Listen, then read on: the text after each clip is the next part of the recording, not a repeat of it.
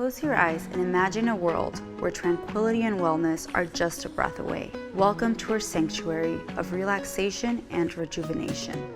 Unlock a deeper connection with our community through our Patreon. Gain exclusive access to behind-the-scenes content, bikini hauls, and Patreon-exclusive massage videos. Together, we'll take your practice to new heights. Join our Patreon or download our app to embark on a path of tranquility and self-discovery. Your journey awaits. Namaste. Hello, welcome. Today I'm going to be doing a pectoral and arm massage for the lovely Michelle, and we're going to go ahead and get started. Whenever I'm starting a massage face up like this, sometimes I find that my client can feel a little bit exposed, so I don't really like to hover over my client, especially if it's my first massage with them. So I'll usually just do something where I'm seated and can make contact and help them just relax a little bit before I'm in their space at all.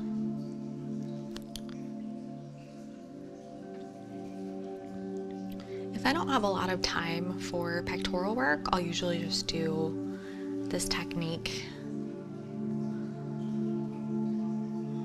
starting close to that attachment side or on the attachment side, and really focusing on that area more than anything, letting that release kind of travel through the whole muscle as much as possible.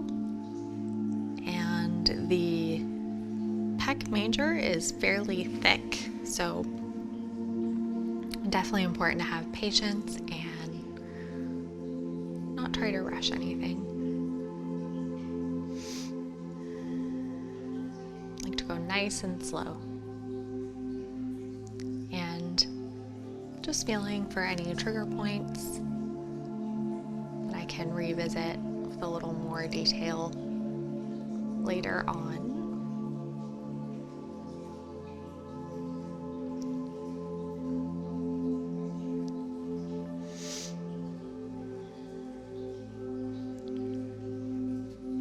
This is a really good time to just do kind of an intuitive scan, and then when I start working side to side, I don't forget what's going on.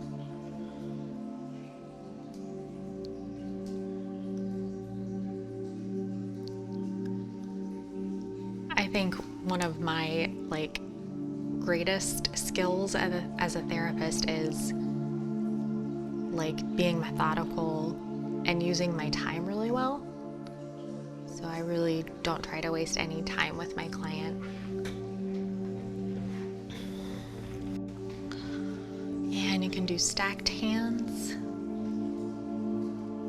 And anytime that you want to start moving into the deeper layers of tissue, working in towards the spine is generally what you want to do. So as I find these trigger points, I'm going to start just moving in a different direction. Just always making sure that I'm working at an angle where my spine isn't, distorted and I'm really uncomfortable working.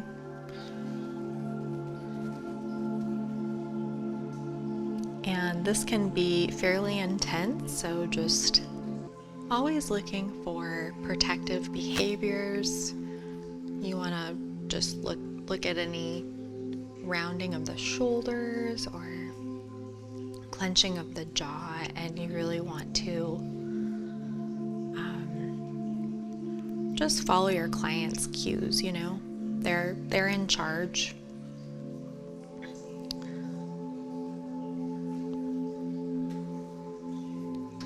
And don't freak out if you find a trigger point and you kind of slip off of it for a second. It's no big deal.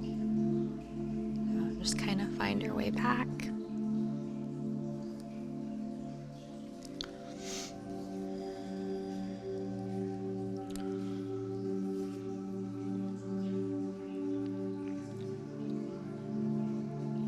And I'll usually locate the trigger point on the way down, and then I'll just sink my finger pads in, working in towards the spine.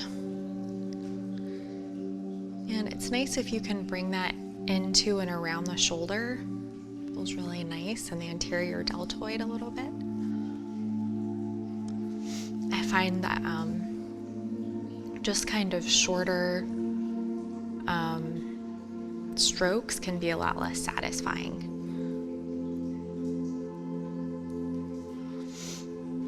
And I'm going to go ahead and switch to this right side. And whenever I am switching sides, I try not to lose contact.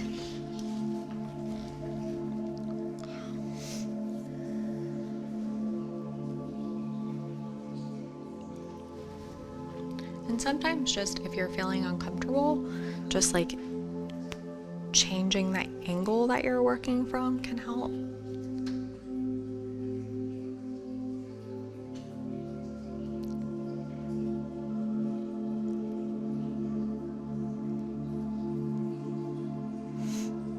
So after I sink my finger pads in, I'll usually just do a nice compressive stroke down towards that shoulder.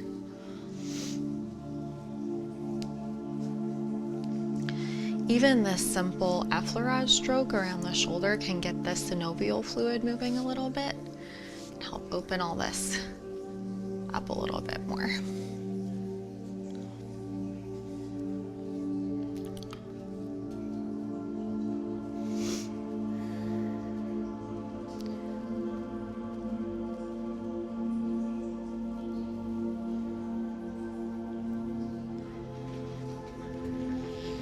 If you're working on women in general, there is more fatty tissue obviously in the chest, and so one thing that I do if I'm struggling a little bit, I really focus on the attachment sites more than anything.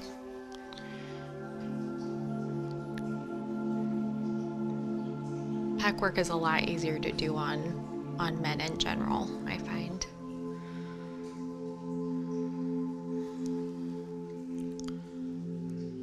Really just focusing on these synovial joints, these shoulder joints.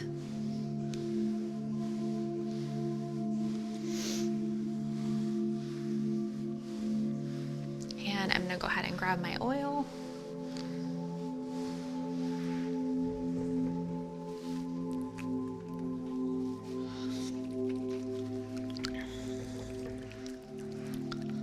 So at this point, if this were my first time working on Michelle, we have a little bit of time to just feel more comfortable with each other, and I'm gonna go ahead and step to the side of the table.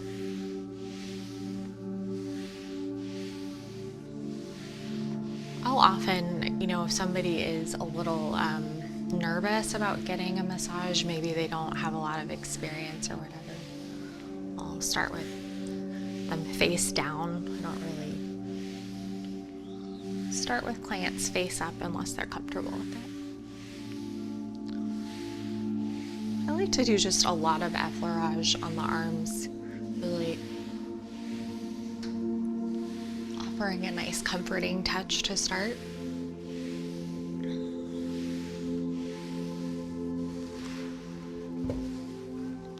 And always with the arms, you need a nice solid anchor or they're gonna flop around, and just wanna make sure this bicep and deltoid is nice and exposed to begin.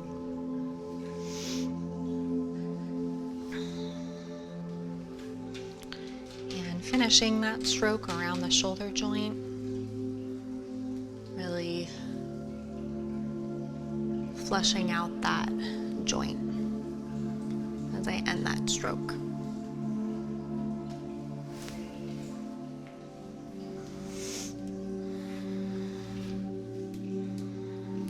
And you can just start kind of slowing down that effleurage stroke, offering a more compressive stroke upwards, just to offer a little bit more pressure.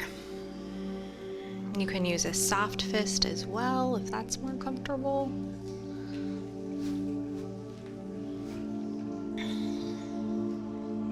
I really like using the heel of my hand, personally.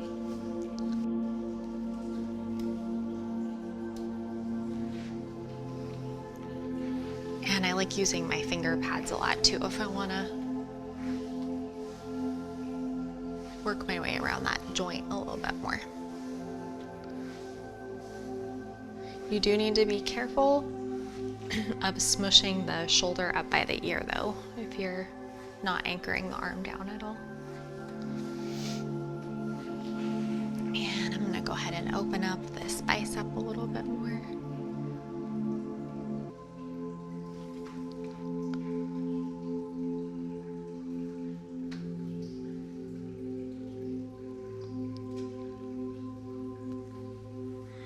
And opening up that pec major as well a little bit.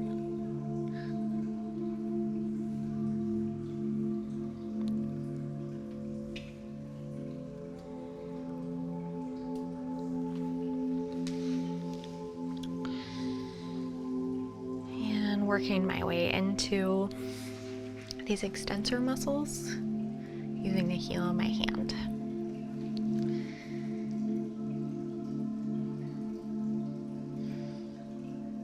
And I'll often use my thumbs, but you can do some really great trigger point work just with the heel of the hand. And anytime that I can use a technique not involving my thumbs, I usually do, just to save my thumbs a little bit.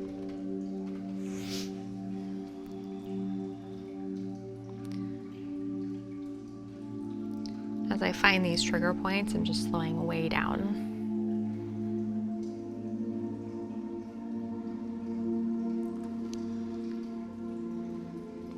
You're usually going to find some really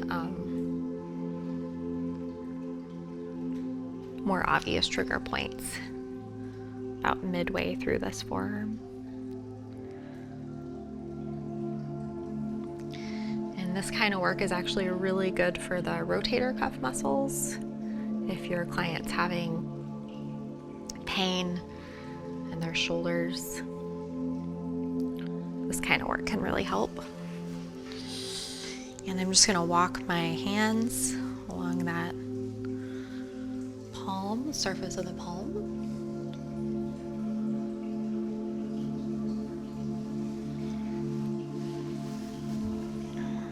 This is really great for the extensor muscles as well, just squeezing in between the thumb and the forefinger.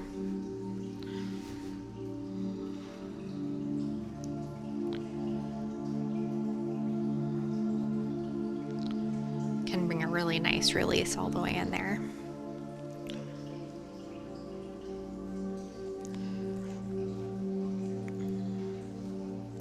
I found that kind of like the obvious giveaway if that a therapist isn't present is if they like skip a finger.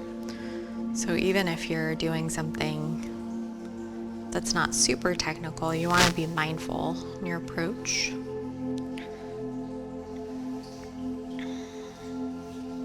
And even something like this, there's more to it than you realize. Just stretching out the tendons and the joints in a way that feels nice.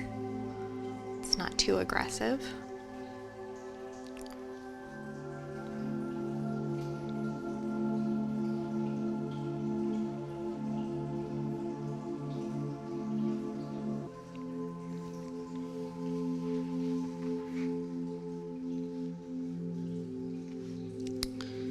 I like to just offer a little stretch for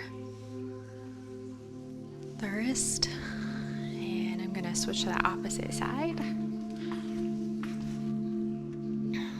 Before I forget, I'd like to thank a few of our patrons. I'd like to thank Emily, Megan B, and Benjamin Riddle. Thank you guys so much for your support.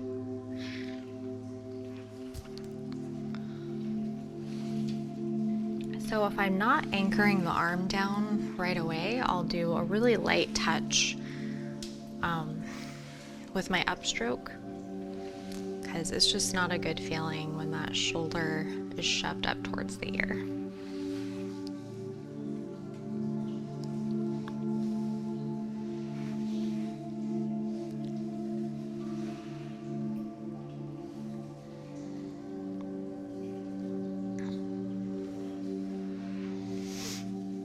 It helps if you keep your fingers nice and soft, so pressing firmly with the heel of the hand and then working a little more subtly with the fingers, working around that joint.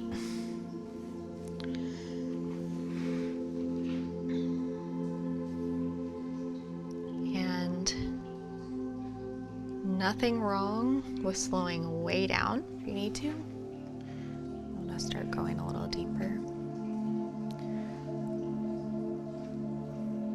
Working along this bicep tendon, anterior deltoid, really healthy for the shoulder joint,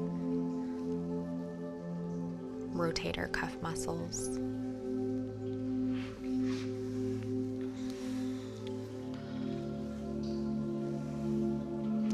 And it's really nice too if you can just explain on, without over talking what you're doing. So just fleshing out this joint.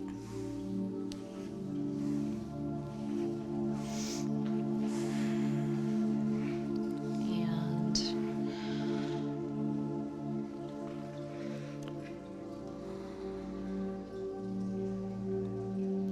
find that it does feel really nice when you can just kind of change position of the arms.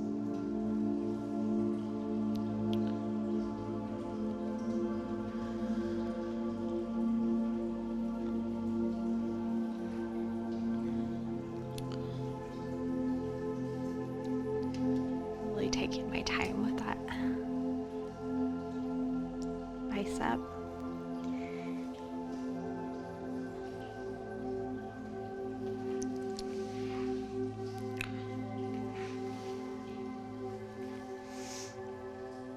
There are certain areas of the body that for me are like easier to get into a flow and others that are more challenging, and I find that the arms are a little more challenging for me to feel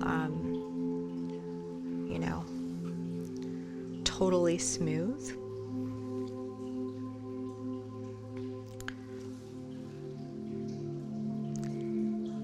And slowing way down as I start to find these trigger points.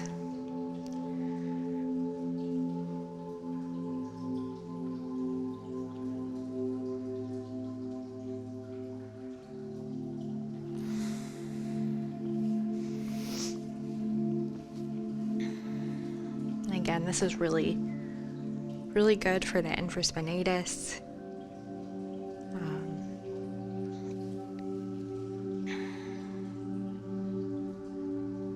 Just the shoulder area in general.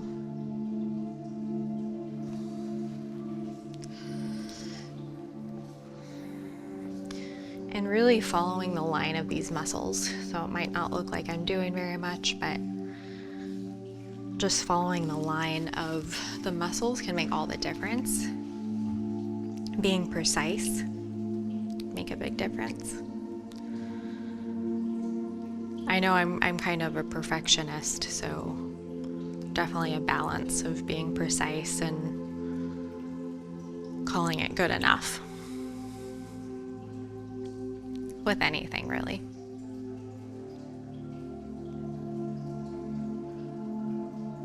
Just walking my finger pads across that palm. And this is the money move right here, just pressing in between the forefinger and the thumb.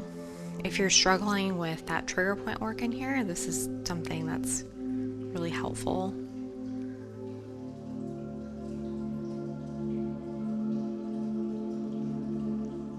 Can almost be more effective sometimes than working directly on the extensor muscles.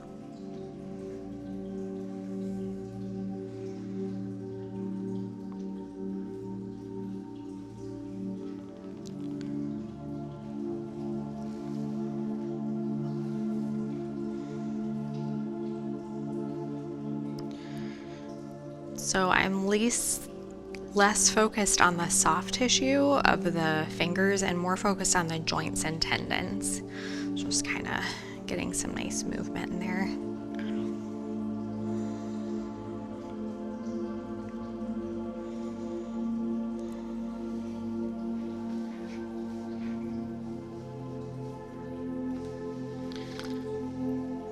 And just stretching out that wrist a little bit. And I usually like to just end with something that involves both sides. So just pressing down on those shoulder joints, opening everything up a little bit more to end.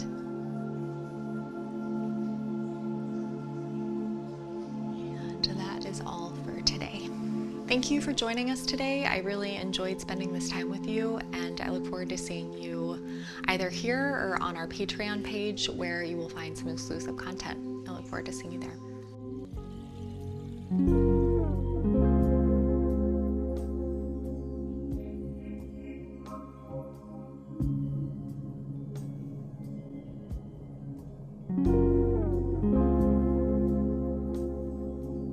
Join us for 14 and 30-day programs, hour-long classes, and much more on our yoga app, Yoga Plus by PsycheTruth.